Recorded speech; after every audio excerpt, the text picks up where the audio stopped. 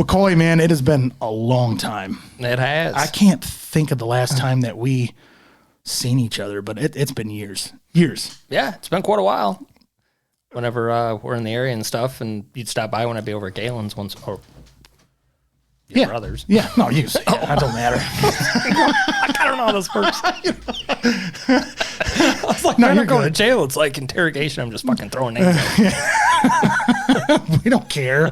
Yeah, it's either that or, we unloaded straw and hay back when we were both young and stupid too. So first job, pretty much, second job out of high school. Yeah. Speaking of that, what did you go to college or anything like that at all? Out of high school? Yeah, I decided I was gonna go for fire protection and went to college for like 4 years. Never got a degree. It was for you. Right. You were the party crowd. But that's where I met my wife. Well, then it was kind of for you. It was. You guys went to the same school then? For college, we did. For college? Yeah, we met in a class in college. So that's why I was like, Let it fly. I'm just saying, I went to college for 4 years, didn't get a degree, but I got a wife. So, I mean, it all works out. That does. It benefited both of you, the way it sounds. Right. Probably more you than her. Yeah. Probably. The funny thing is college isn't for everyone. No. It's really not. I mean, I spent a year and a half in a community college. I didn't get a degree because I was like, this is just stupid. Pissing all this money away. And like community college ain't that expensive. But I'm pissing it away and I'm like, this is not what I want to do. Right. Like, this is ridiculous. Well, and when I went, I figured, okay, I had all my gen eds and stuff done, was on volunteer departments and everything, and figured, all right, at least now I can get hired onto a department, because a lot of them won't hire you full-time unless you're paramedic. Well, I had all my EMT stuff, but to be a paramedic, to go to school for that long, it's a full-time thing. I'm like, I can't afford that. So I tried to get hired, and have the department pay for it, but I don't pay. That's tough. Either. Oh, yeah. But I think Illinois is different than Wisconsin, too, when it comes to all that stuff. Well, like I tested with Rockford. And, oh, you did? Yeah. Yep. And did through the practical part of it, did the written test, passed all that. Got a phone call from a guy and said they were halting the hiring process because of the elections and everything else that was going on at the time in Rockford. That was years ago. So now I'm just too old. Now, if you're over 35, they won't even look at you. Oh, perfect. So, well, then I'm too old, too. Oh, yeah. It's pretty nice. It makes you feel good. Yeah, absolutely. Because I think I first met you through my younger brother when you guys worked at Complete Feed up here. Oh, yeah. Yeah. That was my second job out of high school. I was there for a few years, and what a great guy. But, yeah. Yeah, because I remember... I just remember Galen telling stories about you and stuff, and we needed help baling straw that one time or whatever, a few times, one summer, whatever it was, and he's like, let me call Coy, and boom, you were there, man. Oh, yeah, got roped into the old Walter net, you got roped. Left. We needed strong backs and weak minds at that point in time as well. That's what you have when we're 20 years old. That's pretty much what everybody has when they're 20 years old. There's a few smart folks out there when you're that age, that got it, that get it. I was not one of them. Sure as hell was not. I was not one of them. We're the ones still doing the farm stuff, Still haven't smartened up. Still doing it. What did you do when you were at Complete Feed? I started off doing bulk deliveries there. They were the bulk truck. So you were truck driving? Yeah. Did you have a CDL at that point in time? Yeah. Yep. So I had my first job was at FS. So I had my CDL through all that, and then I just carried it over to Complete. Yeah. Then I was doing bagged feed for, I don't know, probably 3 years. Ugh. Yeah. Yeah. And it's, again, you're 20 years old, you're like, man, this is the best job I've ever had. Now I'm like, what in the fuck? I'm lifting 60-pound bags every freaking day. Yeah. Oh, yeah. Carrying them 150 yards because they don't want them next to the tigers over there. Well, and we did have to deliver to that tiger farm Kingdom? thing. Yeah. Oh, yeah.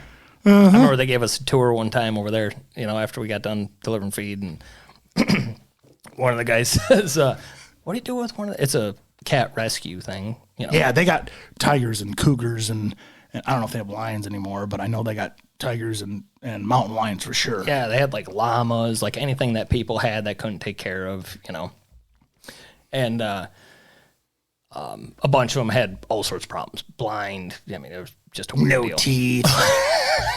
It's not funny, but it was a weird. That's kind of funny. It is. All right. Well, so we go and deliver the feed, and one of the guys there, he says, "Hey, I'll give you guys a tour if you want to come back." So we all came back, and we're walking around. And he says, "Now, what happens to one of the cats when they die? Do you just feed them to the other cats?" Man, this guy looked like he just shot his dog in front of him. Oh. He had that look like, no. He says, "We bury them." And sure shit, they had headstones up on the hill of all these, No kidding. Yeah. Well, that's where whenever we get roadkill around here, like a deer, most of the time, we usually, if they're good, fresh, Right. we'll take them up there. Well, and I had sheep.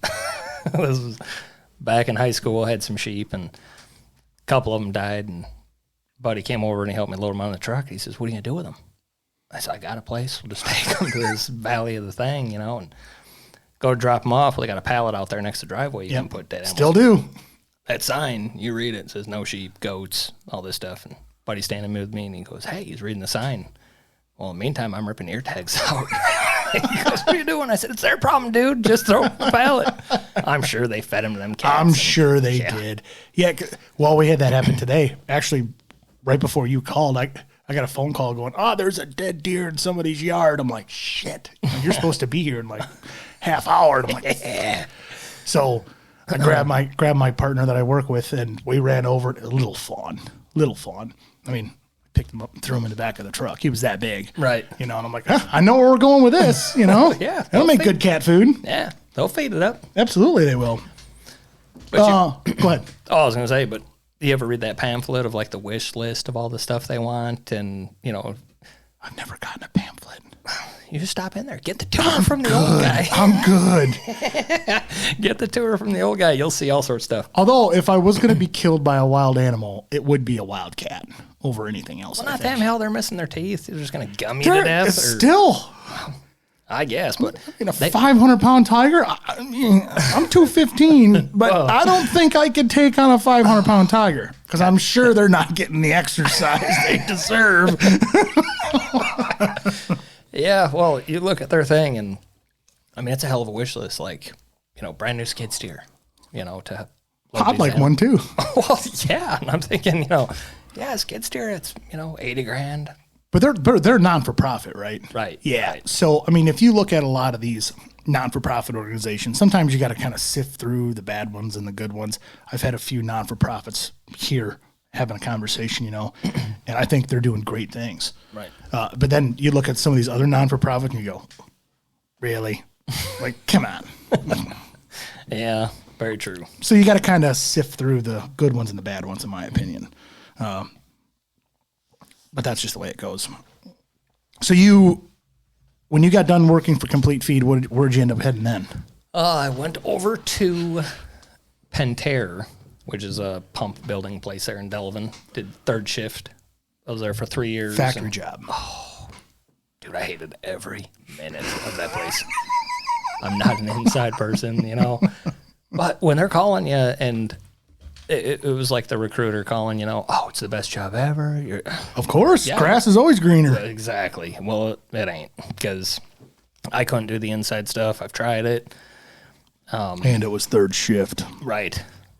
Maybe if it was first shift, you could probably be like, all right, I can deal with this because I'm still getting out of here at whatever, 3, 4 o'clock in the afternoon. You can still go make hay. You can still go to do whatever you want. Right. Like we were talking about earlier, having a fishing boat and stuff. And man, I'd get done with work and I'm like, I'm going to go fishing. Yeah, it's 7 o'clock, 8 o'clock in the morning, whatever it is. Yes, and I'm just a few miles down the road from the lake, and that would turn into all-day ventures, and you roll in and it's dark, and you're like, man, I got to be to work in like 3 hours.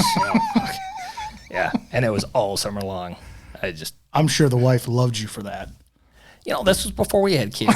This when she was a little mellower, but yeah, it wasn't such a problem back then.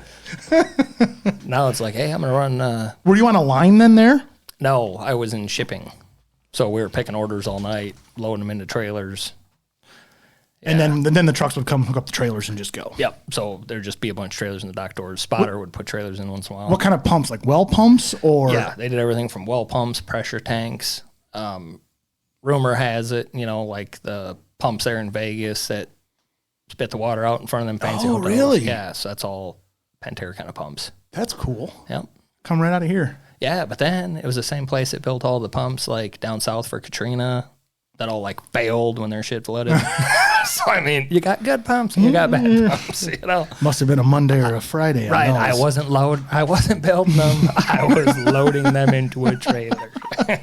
So it doesn't mean you didn't drop a box or two as they got loading, but that's anywhere, man. It was just like a smaller Walmart, I mean, you're grabbing something with a forklift and you're like, oh, God, that, it should work. Right. It's just kind of teetering up there. I mean, kaboom, that didn't work. Right. The box looks all right. Put it on the truck. You ever seen those videos of guys in warehouses and they back a forklift into one of those stacks and the whole stack just goes and it's just like, oh my God. Dude, it sucks to be that guy because that was a simple mistake. We're humans. We make them. Right. But that cost him his job and that cost that company how much money because of a simple mistake. Well, it brings up a funny little story. Oh, I like funny stories. Well, so let's see. There's this little tight area. The ceiling might have been 8 feet. And low. Oh, yeah. It was just like in between two of the departments. It was supposed to be just a little walkway, but of course you run out of room and you start putting stuff there. And the electric lines and everything are in this pipe, probably about a foot or two from the ceiling. So whenever you put something in there, you have to remember, okay, I have to be down, go up to put it in. Well, of course, you're doing it all night, you forget about it. I come backing out and I rip the shit out of the power lines. I mean, knock power out to this department, a little bit to here, and I'm like, oh. Well, two of the head honchos were walking down that little alley and saw it. Shut the forklift off where you are. Don't touch anything. We Drug test. Oh, dude. Yeah, so that's where the story comes in. So this guy comes, they have to call you a cab to come pick you up because they can't let you drive, This guy comes, picks me up in the middle of the night because I'm third shift in his cab. Jump in the front seat. I'm like, all right, whatever, get in the front seat. This dude had a stack of porn magazines. I mean, Florida Center Council just stack. Yeah, we got, probably like a 20-minute drive, to get to the hospital. Help yourself, man. So I'm like, well, whatever. So, hell, I might be getting tired. I might as well look at some porn, So, yeah, but it's just like, in my life story, I could just be a book of just messed up stuff because it seems like you can't make that up. No, it seems like wherever I go, make that up. Dude, daily something happens to where it's just like, what in the shit? Like, I probably would have looked at that and be like, I don't think I want to touch any of those because it's 3:00 in the morning, and I'm sure cab drivers aren't very busy in that small town at 3:00 in the morning. Half the pages were all stuck together, but I just skipped that section. Just move to the next one. Yes, go to something else you can look at. And I'm assuming your drug test came back negative. Right, yeah. Yeah, so it was just a freak accident. Oh, yeah, and it was... Shit happens. Nope. Yeah, because I even asked the guy, I'm like, so how long does it take to figure this stuff out? Because I need, get back to work. And right now. We'll find out in 15 minutes. Yeah, I mean, you're just standing there, and the guy's like, you're good. So I go back to work, and they're like, oh, you still can't drive anything, So the whole rest of the night, you just kind of fart around until they...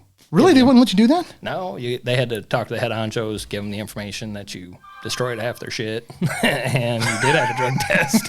But it came back negative, so it must have been on purpose then, right? Yeah. Well, they just figured, like, we know this guy's kind of messed up, but damn it.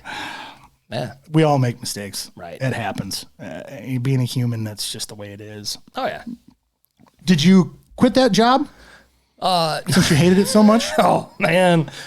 My wife would call me up, or, we'd be laying in bed, and I'd be trying to get a little bit of a nap after a long day of fishing. And she'd be like, yeah, you just don't look good.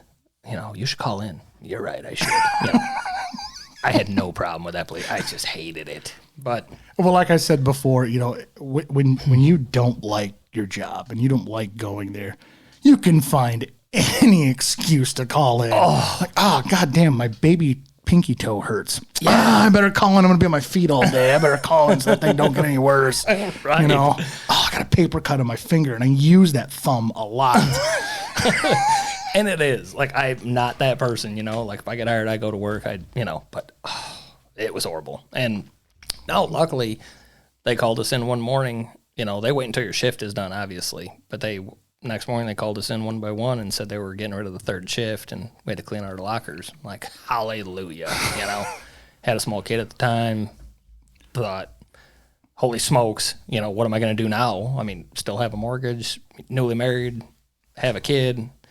And it was panic mode. I mean, I called her and I told her right away and stuff. And she's like, what are you going to do? And good Lord bless us, man. We punt. Yeah. And at that point in time, you punt and hope you can catch the ball at the other end. Right. Found another job. You make ends meet. It all works out. Yeah. So. Yeah. Well, we've all been there.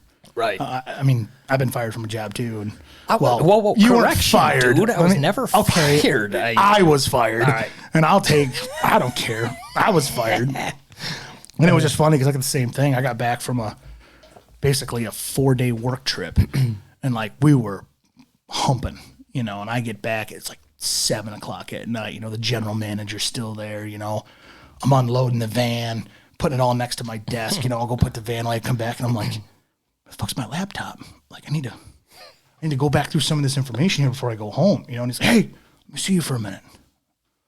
Okay, like, I had nothing else better to do. Like, I just got back from a 4-day work trip trying to figure some shit out, you know. Going to his office like, hey, man, this just ain't working out. And I'm like, are you shitting me? Like, I just spent 4 days out there humping and busting my ass for you guys. Like, yeah, you know, this just, the trend is not going up. It's not going down. I'm like, so it's staying the same, which means this is a new thing we're starting. This is a brand new product we're putting out there, and we're flatlined. I'm good with that, right? Because if you're starting a new business and you're flatlining, that means you're not losing money. Yeah, you might not be making money, but that means you're making headway. Right, but if you're the new guy and you're the scapegoat, you know. Hello. Right, we got to get rid of something. So, yeah, they fired my ass. and at that point in time, I think I got fired in September. So it was like, perfect. I'm going to jump on unemployment, and I'm going to farm all fall. First and only time I've ever got to do that. Man, I love that. Because every morning I was waking up like, I get to go run grain cart today. I get to chisel plow. Maybe they'll put me in the combine. Who knows? You know, like, this is going to be great. Well, and I tried all that crap too with my parents had a farm market, and my grandparents lived on the property in another house, and they ran it for years. Well, my grandpa got sick, so my stepdad asked me, he's like, hey, you know, is this something you can do to help us for the year kind of thing? And I said, yeah, no problem. So I quit my job. That was my first job. Quit that, went over. One summer is all it took to realize, dude, I can't work with family. Like, and it probably would have been bad. Tough. It's tough. And living with them, though, was like the worst part. Oh, I can see that. Yeah, I mean, so. Yeah, you make a mistake and you get home and you think, okay, the day's done and over. That's, right, the ass chewing son, never ended. You just screwed up majorly today. Dad, I know. I was there. I did it. Right. And then we had it worked out to where, because it was just my stepdad and I, and then we'd hire another person, you know. And it was just a few acres. I mean, nothing crazy, but it was all hand, you know. Well, it was labor intensive. Oh, yeah. And best shape ever because, you know, he wouldn't give you time to eat, so you're eating whatever you could pick in the garden. I mean, like, no meat. Tomatoes and peppers. Right. And green beans. I piled drive those shit out of green beans because there's nothing else to eat. And it came to where, like, every other Sunday we had the day off. So, like, I'd go out, you know, early, pick stuff. We had a walk-in cooler so we could pick some of the stuff. Oh, that's cool. Yeah. So I'd get everything picked, washed, open up the stand. We had a person hired to run the stand, so you're still the grunt, even, you know, when the boss isn't around kind of thing. But on his Sundays off, you know, of course, he lives there. So he'd still come out, check stuff, and you're thinking, man, it sure would have been nice just to have a day without this guy, you know.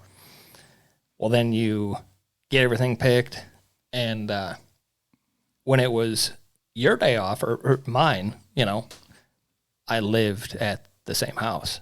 So it's not like you could just chill. He'd come walking in, sweating his ass off, and he's like, "What are you doing?" I'm like, "Fucking enjoying my day off." The hell you are? Well, now you're back to work. I'm like, it was the worst year of my life. I love my family to death, but damn. So that lasted 1 year, and I was like, all right. And then we have crops and stuff, beans, corn. And I farmed with him up until he retired here probably 4 years ago from farming. Good for him. Yeah.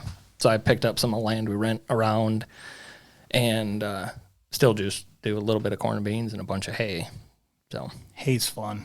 Not really. I mean, did you see me roll my eyes? Roll them again. It sounds like it at the time, but it's a finicky crop, man.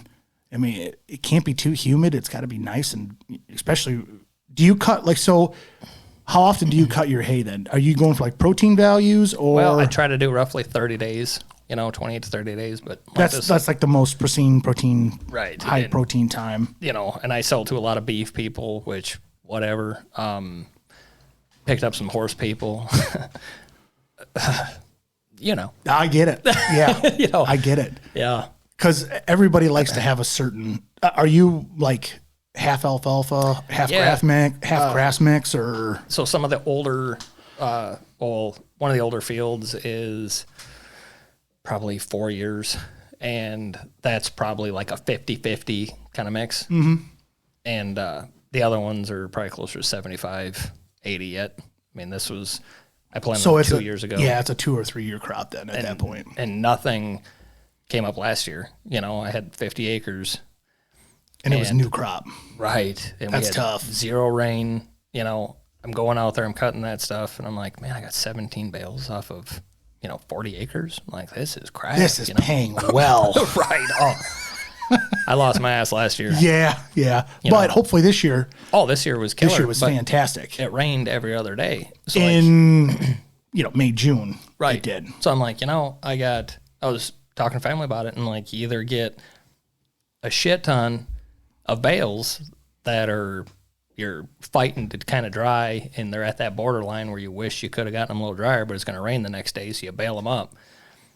Or it's a nice dry year and you get half the crop. There's no in between. No, it seems like the last 4 or 5 years it's been that way. Right. You get a ton of rain for a period of time, and then somebody turns the hydrant off. Oh, they kept it on all year up by us.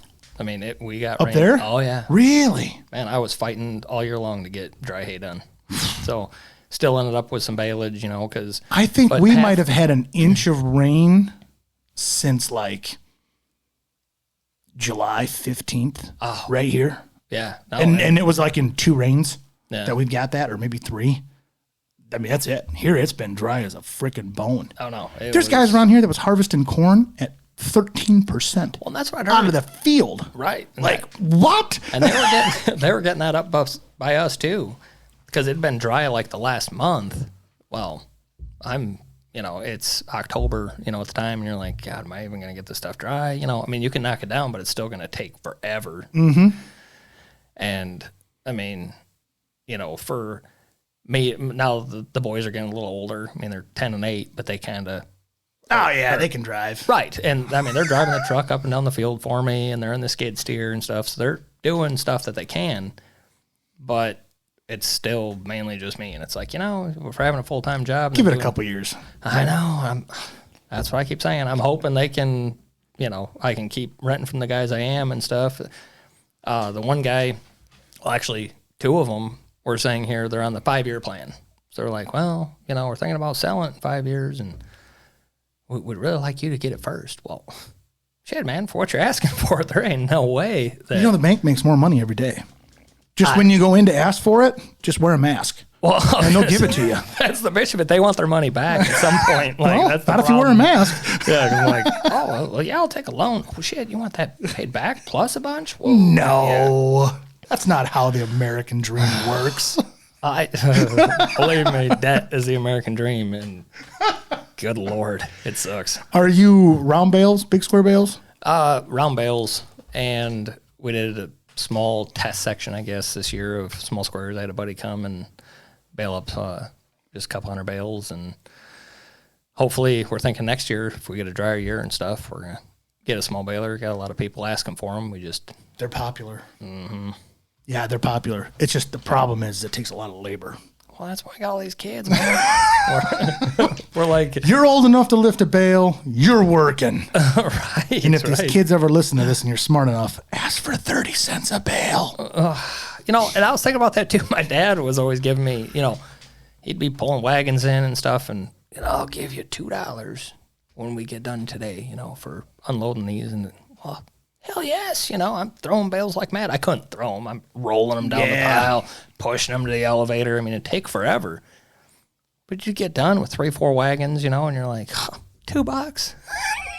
Man, looking back, it just shows you how fucking dumb you are. Stupid, yeah. But at the time, you're like, man, after a couple of weeks, I can buy a case of beer and a couple rolls of chew. I'm all right. I was like 15. I didn't even know what that stuff was. I was more like...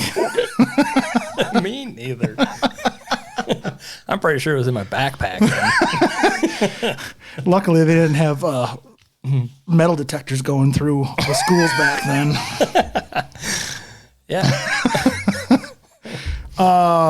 Where you at? Where are you at now? What are you doing now? I'm at the highway department. Been there a few years, and now you're in Wisconsin. Yeah. And I love it. It's a great place. Now you at the county, state? Yeah. So it's the county. The County Highway Department. The County Highway Department, but we do state roads, township roads. We have a township superintendent, state, and county. So so through the county, you have one township superintendent, not for everyone that we do. Not for every township that you're in. Nope. They talk to the board. They talk to the chairman, whatnot, for what they want done. So does each township have its own road commissioner then? Highway commissioner? Not with us. So our township guy does all the townships that we take care of. But do they reach out then to the local highway commissioners? Yep. Gotcha. So like whoever section it is, that does that township, they talk with the town chairman, or town chairman calls in to the township guy, tells them what roads he wants done. And because we have our own paving crew, road construction, everything from, total reconstruct to just overlay to pulverize, overlay, whatever. What are you guys doing a lot of right now? Paving. I'm talking paving. But are you doing total reconstruction? Are you doing a lot of overlay? This year we did a couple of roads that were overlay, and then a ton of township stuff that we didn't get to last year that we were behind on. They pretty much just put that into overdrive, and all we did was pave township roads, which is pretty much just overlay Band-Aids. Yeah. Yeah. Well, that's what I've been at my township for a little over 3 years now. Okay. And with the funds that we get, we don't get the funds that the county gets. I'm sure it's the same way in Illinois than Wisconsin. And, we just got to find Band-Aids, and that's what we got to do. Right. I mean, last year we paved 1.5 miles of road, and it was an overlay, and the road needed to be reconstructed. Right. It did. But we're starting looking at everything like, dude, oh yeah, and we just can't do this. And this road needs it really bad. I mean, semis drive down it all day long, and it's just like, we got to do something now to better this thing. Yeah, it might be shit in 10 years or 5 years, but for 4, it's going to be great. Well, that's kind of it is. As soon as we get done with it, it's like, man, it's black. It's prettier than they had before. It's smooth. Nice. It's going to plow real nice, Clark. Right. All them chunks come off, and yeah, it's just a big Band-Aid for the most part. But like you said, what are you going to do? What are you going to do? I mean, the funds only go so far. But now every road that we do, we're told that we're under budget still. Really? Oh, believe it or not, you're under budget. Whoa. Man, that's crazy because we used like 30 more loads than we were planning. But so I don't know who's exactly. The funny thing is the last couple of roads we've had done, they've come under budget. Not by a lot, but $5,000 here, $4,000 there, and it's just like, oh, look at that. The township's got an extra $4,000 or $5,000 that we can put towards something else that we need to do. I was just talking about that the other day because I said, man alive, because they'll be like, hey, we just did this township's roads and we're all under budget. And I said, well, man, it means we should be putting it a little thicker, because I said, we get done, and they're like, what do you mean we still got 20 grand? Let's go do this road, this road, this road. I said, man, they want an 1.5 inch overlay. Let's bump that shit up to 3. Get done with this I think an 1.5 inch overlay is not enough. If you're going to do an overlay on a road, I don't think an 1.5 inch. I think a minimum of 2 if you're going to do an overlay. And we do a lot of scratching first. I mean, if that road's crap, obviously we're going to scratch down, set back, do it again, and hopefully make it last a little bit longer for them. But, so now, are you part of all of that? Yeah. I'm on the construction crew for the roads, heavy equipment operator. So when we're paving, I'm on the back of the paver on one of the sides running the screws. And so you get to enjoy the heat coming out of that in July, don't you? You won't believe how many meals I've learned to cook on the back of that I bet. I can believe it. It's like me mowing ditches. You figure out the nice spots in the tractor underneath the hood. Oh, yeah. At break time, you can put it in tin foil and be like, this spot looks good. Slam the hood, and when it comes lunchtime, you're like, ooh, that's good and toasty. Well, yeah, you figure stuff's coming out of the truck at 300 plus degrees or, 280, whatnot. It's like, all right, well, I'll just tuck that and find me a good spot right there and have a nice hot lunch. It's not bad. Not bad. Yeah, it's funny how all that stuff happens. And everybody on our crew, I love everybody. I mean, we all get along and we have fun at work. I mean, it's work, but you're with the same guys every day, all year long. You get to be a close-knit group and learn everything about everybody. And how many people work up there at the county? Gosh, I'd like to say roughly 80 something, because we have the main shop, and then there's so many of us that report to the main shop every day. It kind of depends on where you live and whatnot. Then we have another shop a little ways to the north, and so many guys go there. Another one to the south, same thing. And then a couple of county shops in townships near us, and they go to there. So some of these guys, you only see once a year at training, and you're like, you new? He's like, I've been here 30 years. It's like, shit, I don't remember you. Yeah, I'm like, well, I haven't seen you before. Yeah, it's pretty wild. Yeah, that's funny because at our township, there's 4 of us. See, and I think that would be cool to some extent. It's great. It's really nice to have a small group like that. You get to know each other really, really well. Yeah. You get to know each other's pros, each other's cons. You get to know what people are really good at, what people aren't really good at. Right. So you can kind of, I'm not going to say dictate, but I'm going to say dictate. Like, okay, I know I'm good at doing this. Let me go handle this. I know you're good at doing that. Why don't you go do that? Type deal. That way you can move the process along a little bit quicker. But man, it just, if you need a point in time where you need 6 people, 4 is just not enough sometimes, Well, and that's what's great. We have a lot of our jobs, you wish, gosh, I wish I had a couple more people, but then there's a lot of jobs you wish, man, we could do with half these guys, Same with me, same with us. And I've never had a job to where there's enough people to cover everything. Like every job I've had, you call in sick, you screw somebody. I was hauling milk for a little while, town down the road, and you call in and, okay, now they got to figure out how they're going to put that guy's load onto yours. You're doubling work for guys, Even at that job, I hated. I mean, you call in and say there's only, I think, maybe 6, 7 of us on the third shift. When you call in, you're supposed to be loading so many trucks, you're screwing somebody. This job, no, man, it works out perfect. You're like, holy smokes, I actually don't feel good today. And you don't feel bad for calling in or because they have enough guys. Like somebody will cover it. Everything's taken care of. And it's crazy. It's a great job. It's a good thing. That's a good problem to have where if somebody calls in and hey, you're taking Joe's spot today. Right. Or hey, you're taking Bill's spot. We'll get by. I'll keep an eye on this, or he can do 2, or we can split this between 2 other people. You're going to be fine. Yep. That depends on on our township because, like I said, there's only 4 of us. So if somebody calls in sick and there's a blizzard outside, that sucks. Well, and that part, that's tough, right? And we got some floats. We have a couple of state floats that they're hired.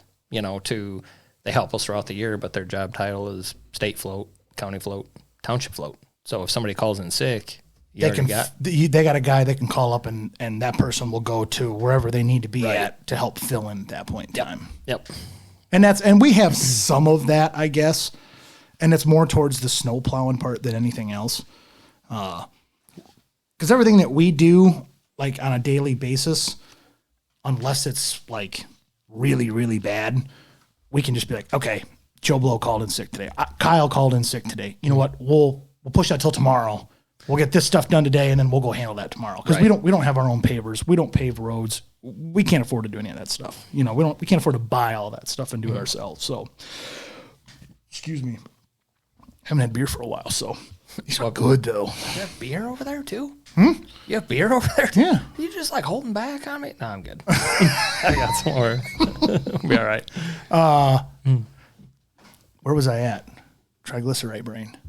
Oh, I'm kidding. I'm kidding. I tell you what, that's a real deal there. But we can't afford to have all that stuff, you know. So we got to pay for somebody to do it. We don't have the crew to do it. So the stuff that we do, it's like, okay, if we don't get it done today, we can always do it tomorrow. Even though we'd like to do it today, but Kyle called in sick, so we're gonna do other things today. We'll push it out till tomorrow, to when he gets back. Then we can get that accomplished. Yep. You know. But when you guys snowplow, now I know our county has shifts, day shifts and night shifts. You guys got the same thing up there? Yeah, we have some 24-hour roads for some of the highways. The townships, obviously not. So it's just day guys for the township and the county roads. And then just a handful. I mean, the interstates going through, couple of the big interstates. Yeah, the big interstates and a couple of the six highways. lanes and the big 4 lanes and the big 6 lanes. And like for the 6 lane, you know, or for like 90, that big thing that runs through, you know, after they redid it, now we have 2 guys that are together for day shift and night shift.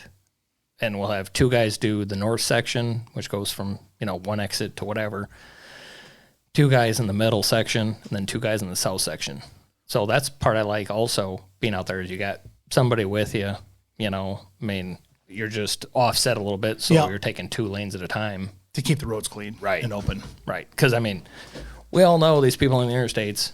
I mean, they're slow drivers. It's snowing. They like to take their time. Right. It's snowing like a bitch. And they're like, why are you guys even out here? I'm still doing 80. It's like, all right, I'll see you up in the ditch, you know, quarter mile up the road. Hope you don't hit anybody else, you idiot. Right. It's crazy. We don't have any of that. We all got our own sections. Okay. One truck driver's got the east section. One truck driver's got the west section. We got one truck driver that does all subdivisions. And then we got like an F-250 that like, okay, I'll catch intersections and go do the really crappy roads. So no big trucks got to go down those because we don't need them getting any crappier than what they are. But we don't have like a day shift or a night shift. So we'll just go until it's like, okay, everybody should be home from work. Everybody should be home from when they're grocery shopping. Yeah. We all need to go home and have a nice warm glass of tea, have a nice supper, and then get up in about 4.5 hours and go do it all over again. What I did when I got hired there, I was the float, county float. Let's see, probably 3 years. Oh, so you were all over the place then. Oh, yeah. And I loved it. At the same time, you know, because half the guys hated that. See, and that's the thing. Some of the guys like, no, I like to know what I'm doing every day. Wait. Were you on daytime or nighttime? It was days, but that probably wouldn't be so bad then. So like, and I got hired as a county float, so I figured just doing county roads. I mean, what's there to worry about? Mailboxes once in a while, big deal, you know. Well, it works out like if we were saying the township float's not there. Well, that county dude, if you're extra, you're going to do townships. So I didn't even know where any of these townships are. Wait a minute. Do you get to use county trucks to do that, or do you get to report to the township and use their trucks? So, as a county float. Well, majority of the town, like we don't have just like little township buildings in the township. So like we have township trucks staged at the main shop. You know, they're staged at the north one, like I was saying. So, that's interesting. Yeah, they give me this map that looks like my kid drew it with a crayon. No road names on it. And I'm like, the fuck, you know? And I don't even know where this township is. So it's dark. You know, they're starting at 4 o'clock in the morning, and I'm like, all right. So I'm out there, and I guess I'm gonna wing this bitch. Oh yeah, I'm sitting there plugging down the road, and I'm just watching snow fly, and I meet one of our other trucks. He stops. He goes, "What are you doing plowing my road?" I said, "You look at this map and tell me where I'm supposed to be." You know? he looked at it and he's flipping it upside down and doing all this shit. And he goes, "You got to get a different map, man." I'm like, this is your section? I said, you don't even know like what I'm supposed to be doing, you know? So I get out in this little tiny ass subdivision, and I'd never been in there before. And I mean, these roads, I give that guy credit, you know, that does it all the time. But these roads are tiny. It's a little lake subdivision. So, I mean, this shit's like horse and buggy width, you know, and you're going down there with this truck. And I'm like, man, I don't even know if this is right. Well, once I got this other map, it had road names. And I mean, you could see it if you had like a magnifying glass or something, you know. So I'm just kind of guessing. And I'm like, all right. Well, I know that looks like Mulvenna Road. And really it's Mulholland Road. And you're like, close enough. Yeah, it's like, I know I'm in the right area, you know. So I start plugging down this road, and I'm already angry because it's dark. I've never been on these roads before. Don't know anything that's going on. I plug down in this little ass subdivision. Well, I come across this, or next to this lake. The road I was on wasn't that bad, but there was rocks all around the edge, you know, and I'm thinking, there ain't no way I'm going to back out of this thing. I'm like, God, I hope I can make it through. Well, I get through, and all these roads, no shit, are going straight up, you know, and there's probably like 6 of them. I'm thinking, So I turn up one, and I just give her the berries, you know. I'm like, well, let's see what happens. Dude, I'm launching fucking trash cans. The yard is getting peeled up. And I'm like, man, that's the worst. And I'm like, this is bullshit. I mean, it's a lake area, so their driveways are like 4 foot to their garage, and they have vehicles pulled in there, you know. Well, every vehicle's like 20 foot long now, so they're hanging in the road, and I'm praying, just get me up this thing, you know. I get up the top, and I called the shop, and I said, this is bullshit, you know. I said, coming down these roads, he goes, whoa, we don't do the numbered roads in that. He says, we go back and do them with a pickup. I said, isn't that something you should fucking tell the guy that doesn't do this every day, you know? And then come to find out, that township truck is the only one with a spring trip for like the bottom of the plow, you know? Mm-hmm. And I'm smoking these manholes like... just tripping the whole dude, plow. This bitch is like, boom, up to the windshield, you know? And I'm like, what is going on? So I got back and I bitched about that. And he says, well... the superintendent I was talking to said, well, didn't you see Lath? Because this guy was on vacation for maternity leave or paternity. And he said, didn't you see Lath in the ditch? You know, because he said he went out there and he put Lath in the ditch. So you knew what. Dude, I didn't see Lath. It's 4:30 in the morning. Like, nobody tells me I'm supposed to be looking for Lath, you know. So I'm out there just grenading this guy's township. And I ran into that other guy because they kind of share that area. And I said, hey, if you see anything that I've missed, I said, can you give me a hand and kind of, you know, he goes, you take care of the old construction, I take care of the new. I'm thinking, yeah, I bet you when the sun's out, that's pretty fucking cool, you know? I'm like, I don't even know where I am, you know?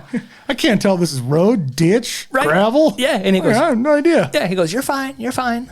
So I get back in the truck and fast forward a couple days, that guy that was on leave comes back and he goes, jump in the truck with me. So we jump in the pickup, we're driving through that subdivision, and he goes, you know, we're looking at the roads, and I said, man, this one doesn't look familiar, you know, and he goes, well, it shouldn't. He says, you never came down, and he says, there was like 6 inches of hard pack on it when I came back into work, and I was like, hard being afloat, dude. Like, nobody says a word because it's not your section, you know, like, you don't know where stuff is. No, and unless you have a legit map out, right, like a legit one that says, hey, you're going to go here, to this road, to this road, to this road, to this road, and then you're going to come back, and you're going to go to here, and you're going to come back, and you're going to hit this. You're guessing at that point. And especially at 4 o'clock in the morning, right, when it's snowing like a billy bitch out, and your headlights, you can't see 20 feet in front of you, and you go, yeah, well, this is a road, so I'm supposed to go this way. Right. It makes total sense to me. I get it. Right. And that's it was funny looking back because we have GPS on all the trucks, so superintendents can be in their office and it shows a dot, you know, where sure everybody's at. Yeah, and he called me and he goes, hey, did you happen to go down such and such road? I said, yeah, I think so. He goes, nah, it's not on my thing here, you know. I'm like, what thing, you know? So he's talking to me on the phone, giving me directions. He's like, all right, come up to the next road, turn right, you know, go That's to the next cool. road, turn left. Yeah.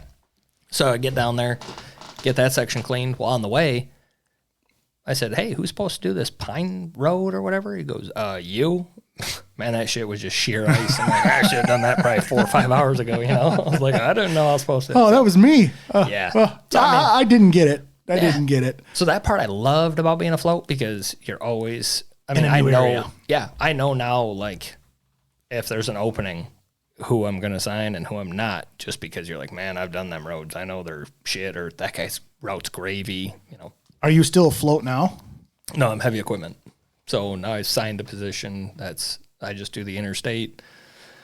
And you're nights now. Yeah. And you like that better? Oh, it works out perfect for having the family, you know. And I'm sure there's a hell of a lot less traffic at nights, too. And that's the thing. I mean, I've helped the day guy a time or two do, you know, following behind him. And, man, them cars, nobody gives a shit, you know. You're in my way. Get out of my way so I Right. can get to where I need to go. Right. You know, I need to be to work in 20 minutes, and I still have to go to Starbucks, damn it. You know, it's like, all right, I'm so sorry.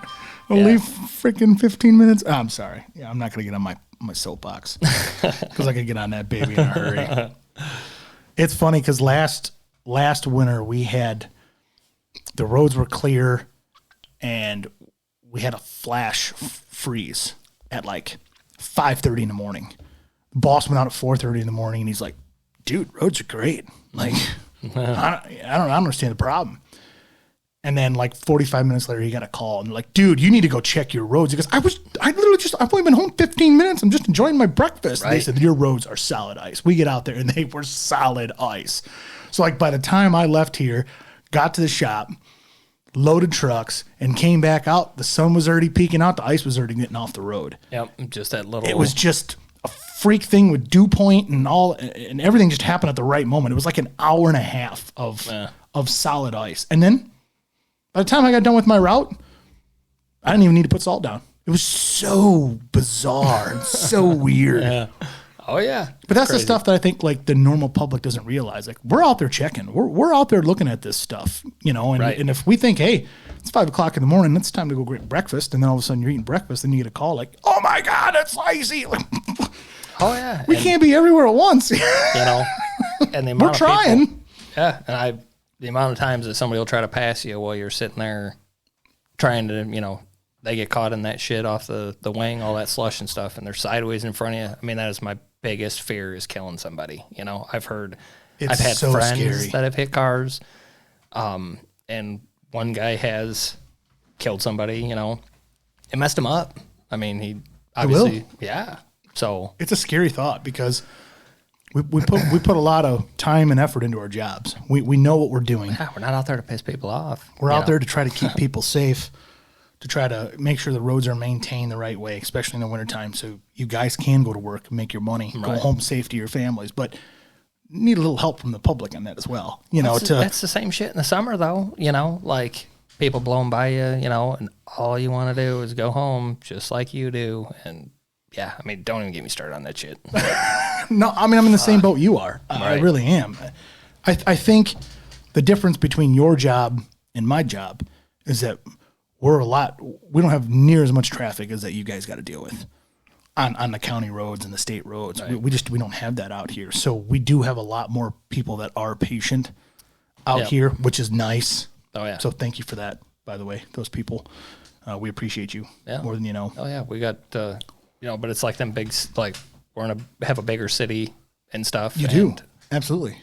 Man alive. There are a bunch of angry ass people out there. Like I can tell you how many times you're number one. I'm like, I get that all the time. You know what I do now when I get that? I just go like this. Oh, it's all you can do. I just wave. You know, you can't get pissed about it. I mean, I'm out here doing my job. Yep. You're on your way to your job. Come on. Oh yeah. You get mad over that stuff. You can't. So. Do you guys run a lot of old trucks? No. When I've been there 4 years, 4.5. They did have some older ones. And what's your definition of older? Well, you know, not being that old, there was a couple that were like early 90s. Oh, that's older. That's quite a bit older. Yeah, and but they were powerhouses, man. I'd take one of them over one of these new electronic ass things any day. And depending on the shape, right? Well, I mean, like the AC, you know, you got the vent handle in the roof to get a little air to come in, and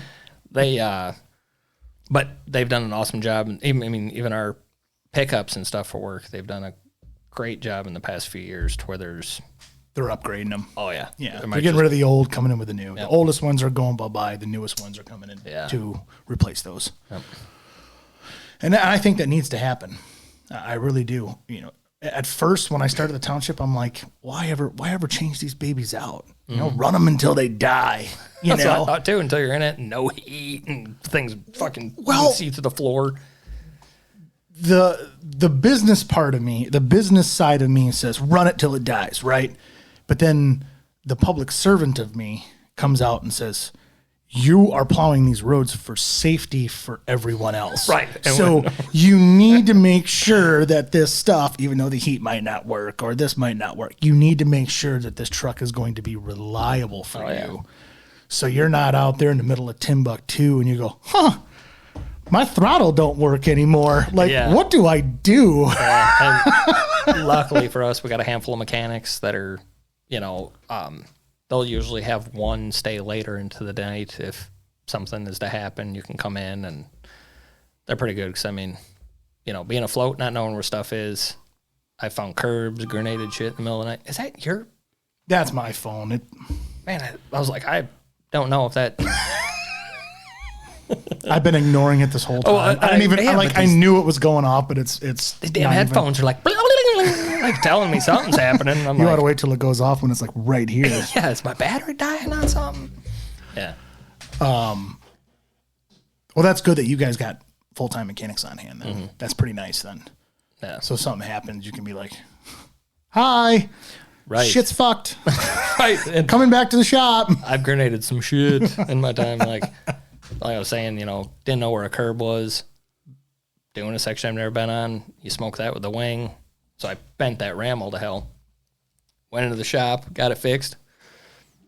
Went back out and I smoked another curb somewhere else. Bent that same fucking... Bent the same one. Oh, yeah. And they're like, well, we don't have any more. You know, and they're like, jump in a spare truck. I'm like, I'll grenade that bitch too. 10-4, you know. Stuff happens. So you guys keep a lot of parts and stuff on hand then too? We have 2 guys that are welder fabricators. You know, that's nice. Oh, yeah. And they're awesome. I mean, they can make anything work. So they, because I know we have this bridge by us that had this big metal chunk sticking out of it's like a big, thick metal grate sticking right on the median, and it would stick over the curb a couple inches. Guy told me, you know, his route. He said, hey, remember that's there. Yeah, watch that. Oh, yeah. Man, I went over that thing probably 4 times. Stayed away from it, you know. Stopped snowing. I'm like, I'm going to be nice and clean this up for him. Oops. And I hit that bitch at like 30, and it just grenaded that plow. I mean, bent the whole front of it. Oh, it was fucked. And I'm watching parts fly over into the river, you know, and I'm like, oh, God. So luckily, I guess other people have hit it in the past, and it spun the truck around on the bridge, you know. Oh, so they didn't do that to you then? No. And I'm thinking, thank God, because there was a car, you know, just off my tail. And I thought, all right, made it past that.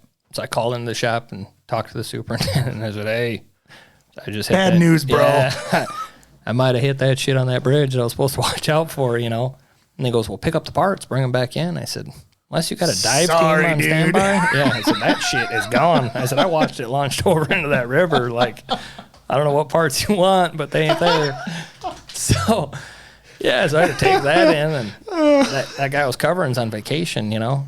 So, of course, everybody sees it, and they're taking pictures of it right away. Got to. Yeah, so I called him, and I'm like, hey, you know, I'm sure you probably already got like 400 pictures, but I grenaded your shit. We're gone, you know. And it was a fairly new truck, and I was like, oh. But I feel bad when that shit happens. Like, I feel just like, oh, Kyle, you knew better. Right. Like, you hold yourself to a higher standard than that. You know you can't do that, and you just did it. Well, it wouldn't have bothered me if it was like an old piece of shit, you know. But like this guy, I mean, he polished his rims, and he really took care of his truck, you know. And like, hey, when you come back, your plow's going to have some patches in it. Might be a little tweaked, you know, but shit you can get used to, you know. Is your wing... Like on the truck that you drive, is it like off the front? So off the front of your truck, your wing, or is that off more towards the backside? Nope. Ours are off the front. So our interstate ones. So they're tandem trucks then, huh? Yeah. Yeah. And we have they're quads because we'll swap out the boxes for regular boxes in the summer for asphalt and stuff. And our interstate ones are double wings, so we have one on the passenger side, one on the driver's side. Really? Yeah. Damn. Well, it takes some getting used to when you're fucking just sitting there flipping switches. And you're like, wow, you know, like You have switches? We have levers. no, it's all pretty much like fingertip. I mean, That's cool. yeah, these newer trucks, they're comfy. I mean, it's What are you guys running? Like international or no, it's majority Mac. Mac? Yeah. Yeah. Like Granite. You know, I mean, they're nice trucks. I'm jealous.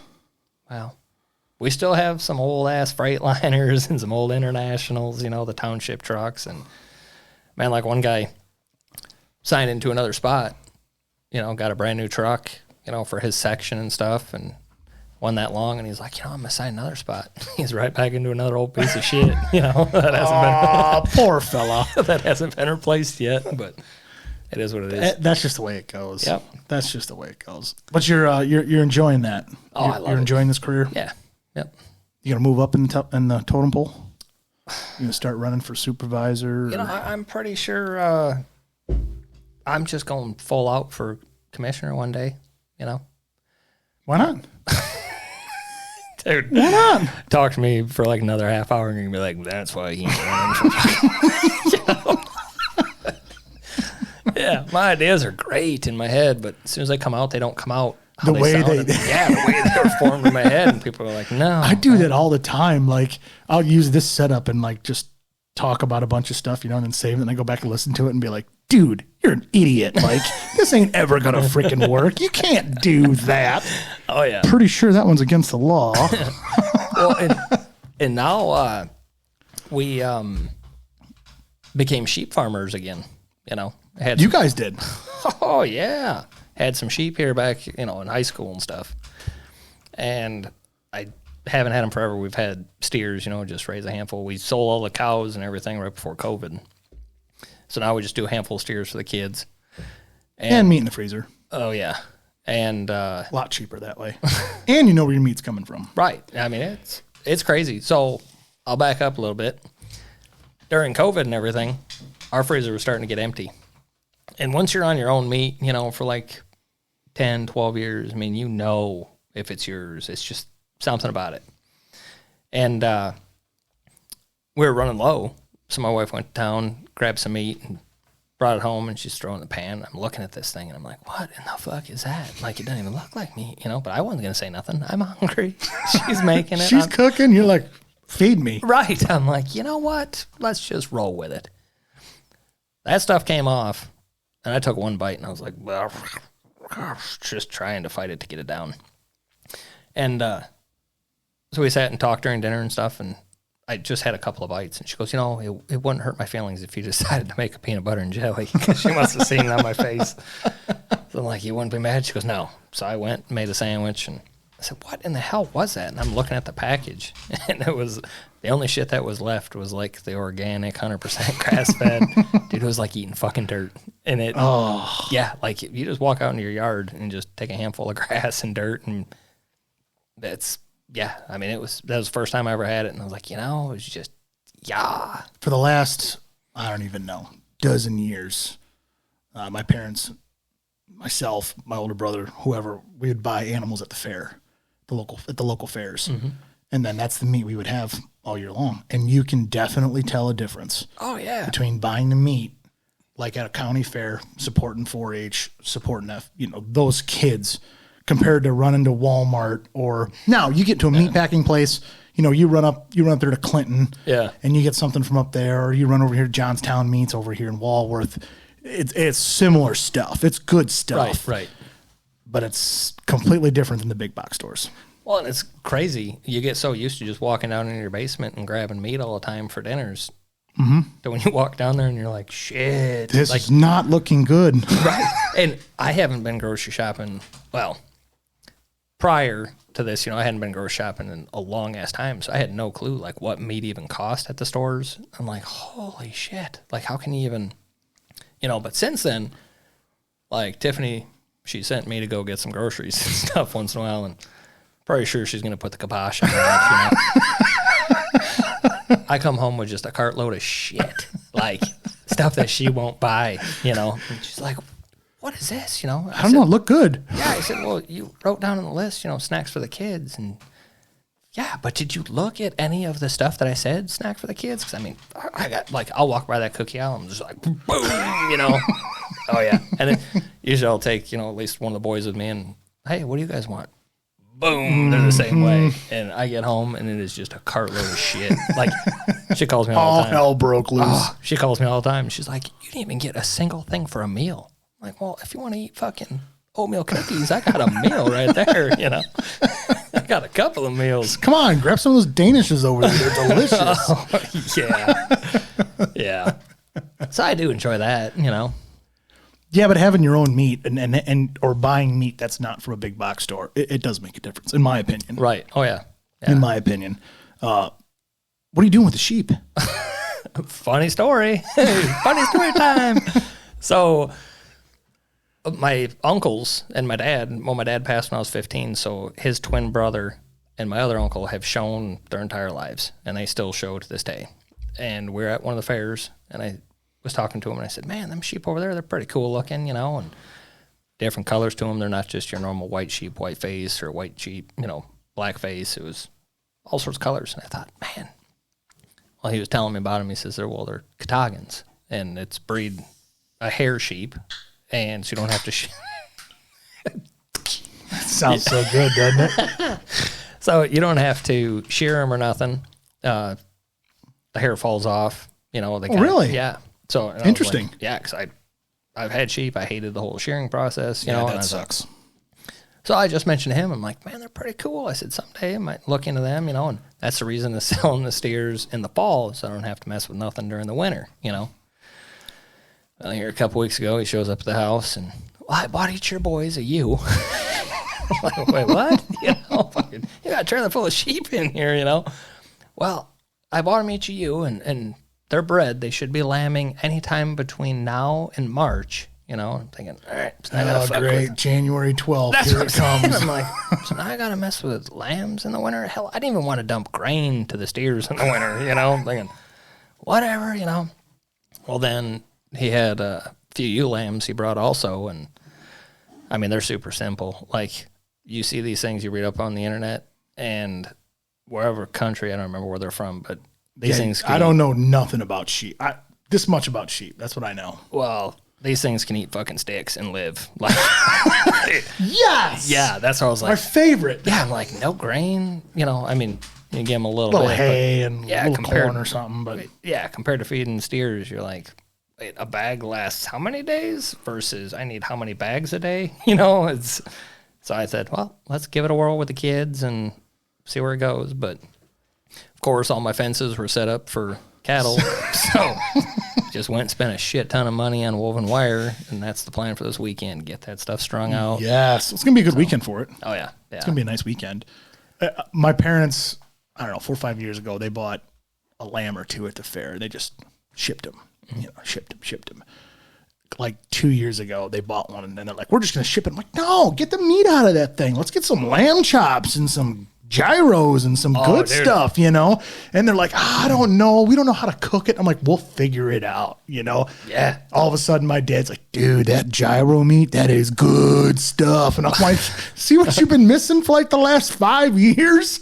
Just talking to a guy the other day about it, because I was like, he goes, "What are you gonna do with these sheep?" I said, "Well, they're a meat breed." And I said, "You guys better sell beef to some of the guys at work and stuff." I said, "They're a meat breed, and they are flying off the pasture." I said, "Everybody wants lamb." Which lamb's good for you. But I don't have any sold yet. So I said, they're flying off the pasture. I said, you better get your orders in now. And because even Tiffany, when we were talking about getting them, she goes, "We're not eating goat."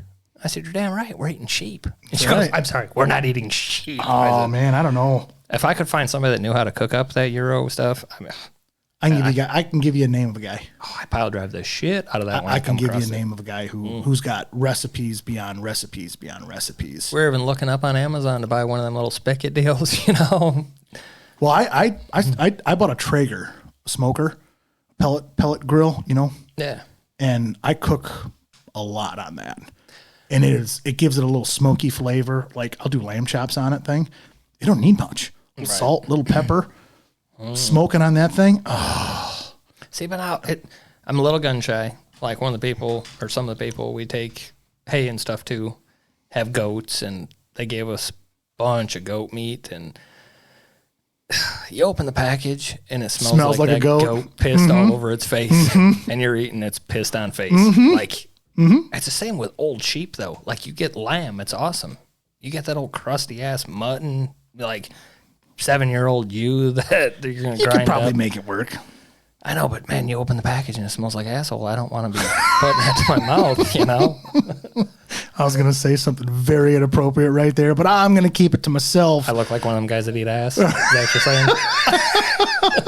That's exactly what I was going to say. They shouldn't bother me. Well, that's totally different. Sheep asshole.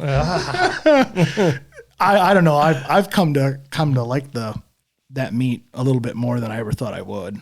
It's good. I mean, the way that I don't do things by recipe. I literally look online and go, how to cook a lamb chop. And then I'll be like, oh, that recipe looks good, and it's simple, it's easy. I'm in. Let's do it. Well, that's like, we're just talking about the other night. I said, it goes in this order: beef, pork, lamb, chicken. I agree with that. Yeah, and I believe it in that order as well. Oh yeah, like I'll eat. I eat more beef just because I have more beef. I eat more pork just because I have more pork. Right. But all of a sudden you want to switch those up. It's like, ooh, I got some lamb in here, or ooh, I got a chicken in here. Well, that's the thing. Chicken just creeps me out though, because you're like, man, that shit's pink as fuck. Like, is it cooked? And you're checking it with with your thermometer. Yeah, and you're like, says it's 165 degrees. Right. It says gotta be done. Like, am I gonna be shitting my brains out like 10 minutes after I eat this? Like. Yeah, it's one of those where it kind of creeps me out. So I'm not a fan of chicken. It is what it is, but yeah, I agree. In that order, I think that's the best. Dude, we've been talking a long time now. How long has it been? How long do you think it's been? I don't know, half hour. Well, we've been going an hour and 10 minutes. Oof. Man, we've only made it like 3 subjects. We should probably take a leak. We can do that. Let's take a break. Right. This podcast episode is sponsored by Dan's Diesel Performance. If you're looking to improve your truck's performance, efficiency, or appearance, check out Dan's Diesel Performance. They manufacture turbochargers, fuel injectors, fuel pumps, transmissions, intake piping, and much, much more. Plus, they offer all the top brands in the diesel industry. They're located in Machesney Park, Illinois. Visit their website at dansdieselperformance.com or give them a call at 815-977-5865. I know we've been talking for a while, and there's one thing that I know with you, that you are an open book and you're not afraid to talk about anything or anybody. Yes, sir. You mentioned, I think we talked off camera that you've got some, or no, you said it here when you were talking about the hay. The guy was thinking about selling some ground. Yeah. And they were going to give you first opportunity at that. I'd like to talk a little bit about that, because right now in northern Illinois, southern Wisconsin, farm ground is not cheap. Right. Yeah. So have they given you an idea kind of what they want for it? Oh yeah. Yeah. Like I told you, the bank makes more money. Just wear a mask. I said that earlier. Oh, I'm going to have to do that for pretty much everything I got. Yeah. The one guy, I just rent 34 acres down the road, and my parents used to own that, and they sold it back, I think, early 2000s. Or my grandparents, sold it in early 2000s. So my stepdad was renting it forever until he decided to retire out of farming. And I was like, well, I'll go talk to him, pick it up. Mm-hmm. And I've had that quite a few years now, and he's talking. Last time I talked to him, he says, he's a retired doctor. And he says, I think we're on the 5-year plan. We're going to end up selling that. He says, I'll give you first dib kind of thing. And that was like, oh, my God. I said, well, all right, what are you thinking? And he told me, and it's just out of this world. Can I ask? Yeah. Says he would give it to me for $430, which for 34 acres, there's no buildings, no nothing. Yeah, what does that come out to? I'm not doing the math in my head right now. I looked it up, and you said it's 34 acres? Correct, yeah. So basically 12,650. Yep. And we've had, and that seems to be about the going and it rate. is, because we've had land assessed around there, and they said it was 13.6 for bare land, and like you said, he goes, I'm not. I guess it depends on the ground. I mean, is it decent ground? Yeah. Yeah. And he's like, well, he goes, he says, I know what, because I know what he paid for it. It was $20,000 an acre back in early 2000s. And he goes, I know I'll never get out of it what I've Never put say into it. never. Right. But he's like, I know I won't get what I've already spent, He says, I'll give you the first opportunity kind of thing. And God, it's hard to make that pay. oh, you're damn right. I said, there is no way. Your kids can make it pay. Yeah.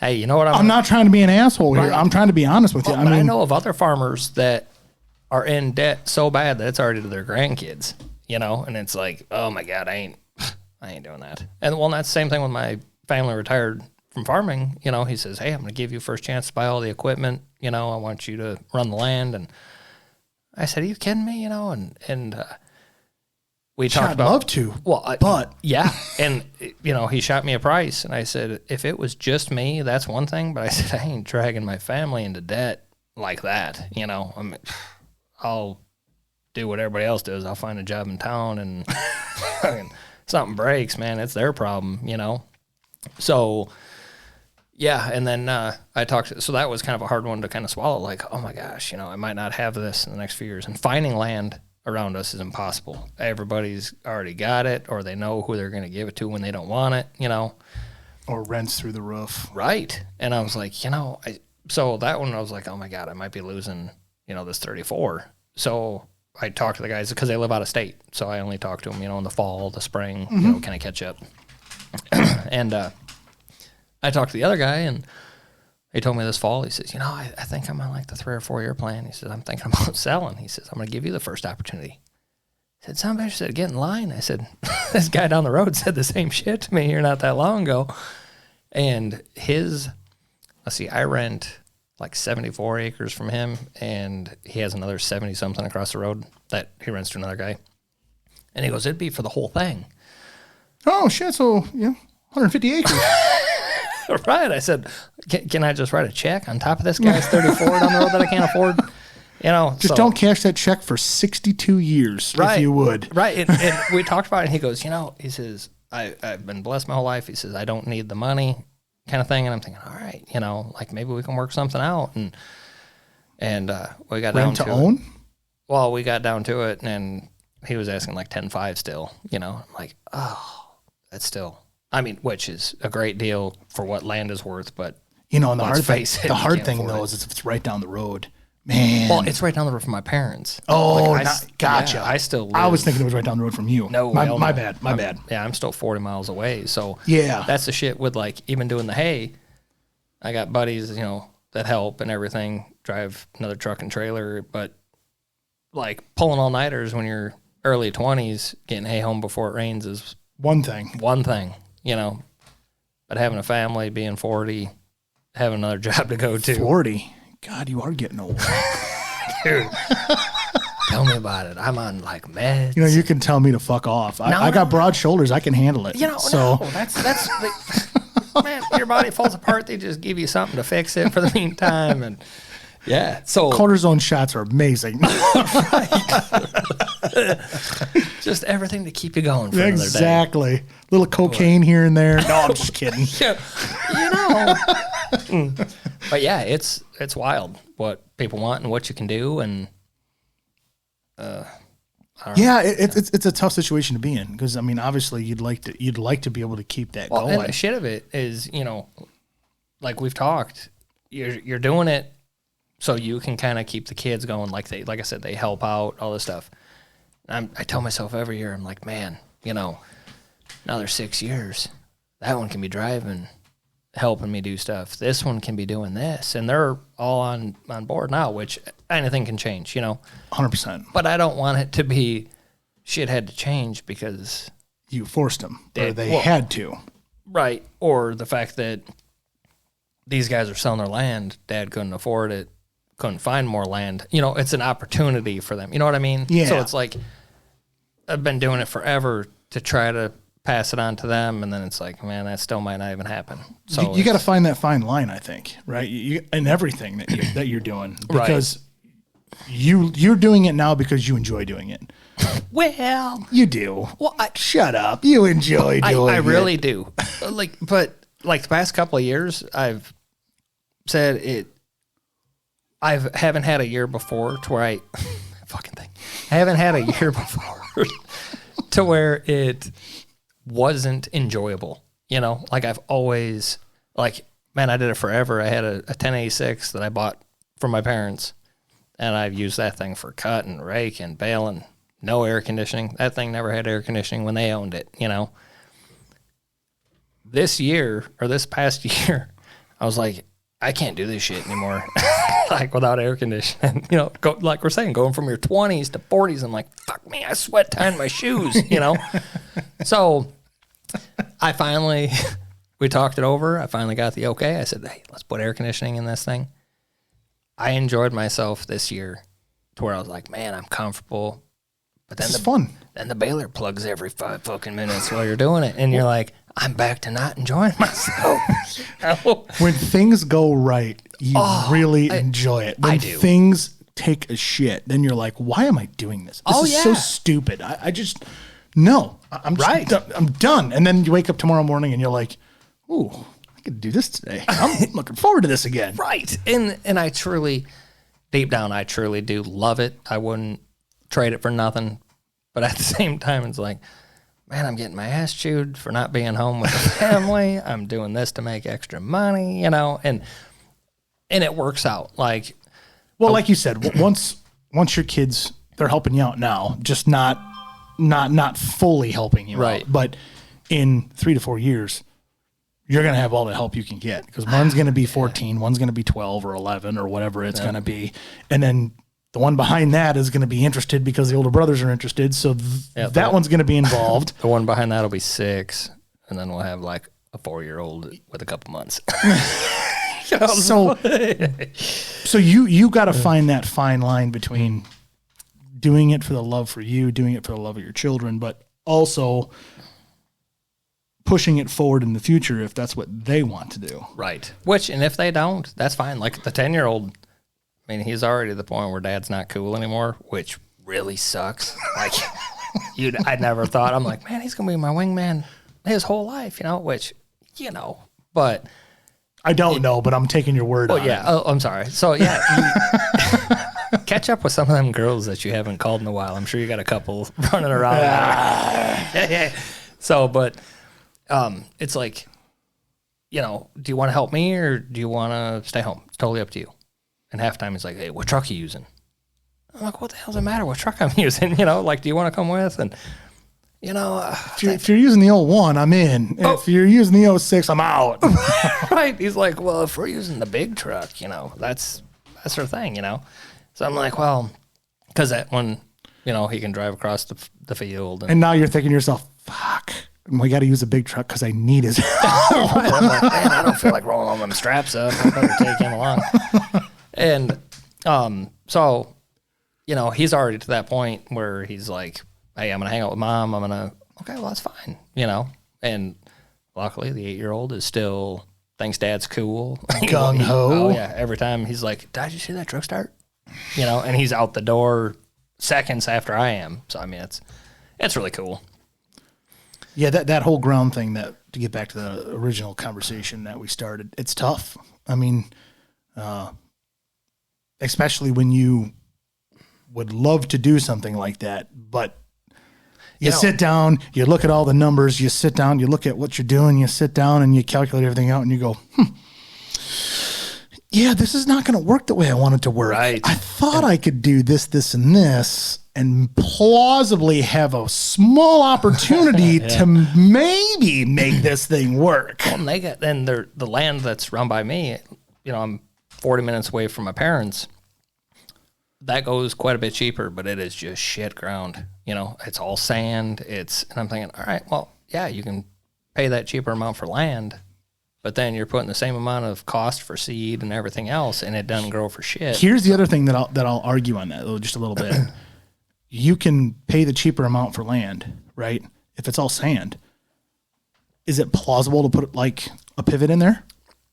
Well, so now you're paying $2,000, $2,500 an acre less. And then you could go out and spend $1,200 an acre So you're still saving $1,200-1,300 an acre, and then you're going to put a pivot in there to increase the profit, to increase the profitability of that ground. Right. Well, there's.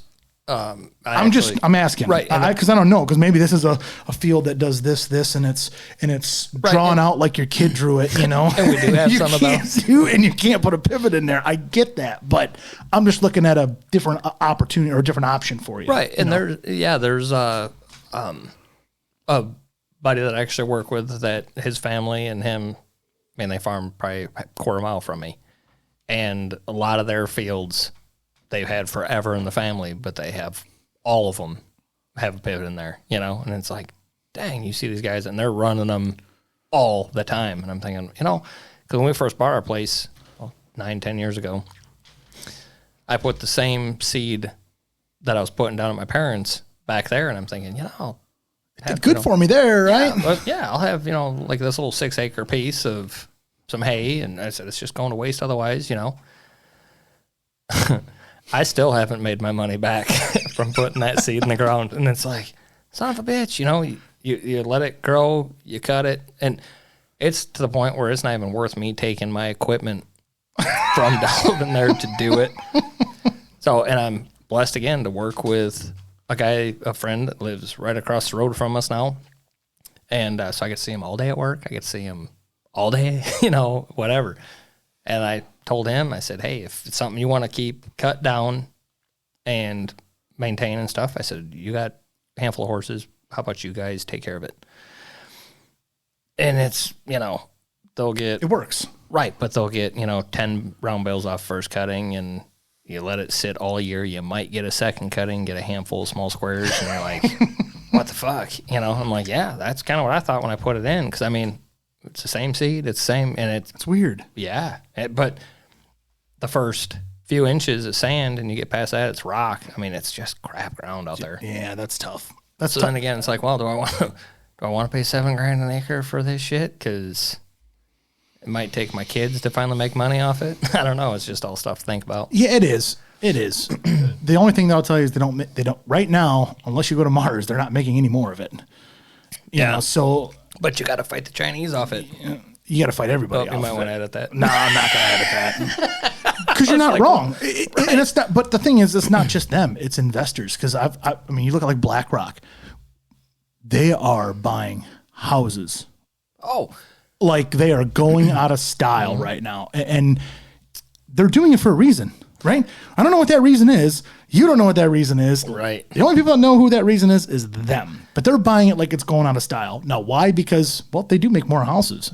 But are they going to make more houses that are under $230,000 or $40,000? Because that's the houses that they're buying up right now, is the houses that are under $250,000. So are they going to make those in the next 5, 10, 15 years? If not, dude, they're sitting on a gold mine.